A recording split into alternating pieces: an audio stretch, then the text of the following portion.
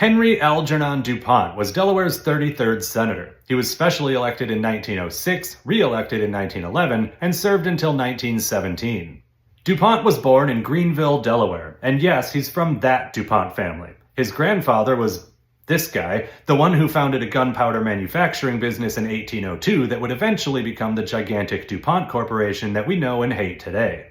He went to the University of Pennsylvania, then transferred to and graduated from West Point in New York. That was in 1861, so you might say there was a job waiting for him right out of college. He served for the duration of the war. In 1864, he was part of General Philip Sheridan's army, and he even got a Medal of Honor for his performance at the Battle of Cedar Creek. He stayed in the Army until 1875, at which point he went home to Delaware and became president of the Wilmington and Northern Railroad Company. By 1895, he had become prominent as a rich Republican with a solid war record, truly a recipe for success in American politics, and indeed, he was elected to the United States Senate by one vote.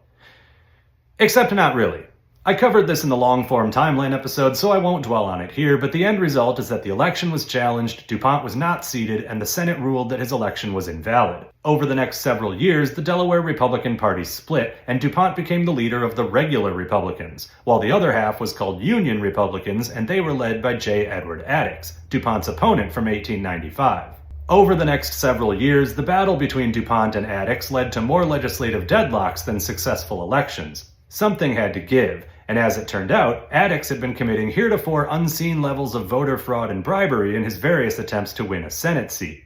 It had been something of an open secret among legislators, but by 1906 it was becoming public knowledge. And that meant that most of Attucks' supporters started deserting him. As a result, when Attucks and DuPont faced off in a special Senate election in June 1906, DuPont won by a staggering margin. He served the rest of that term and was re-elected in 1911. During his second term, a constitutional amendment was proposed to change Senate elections from legislative decisions to direct popular votes. DuPont was among those who voted for it.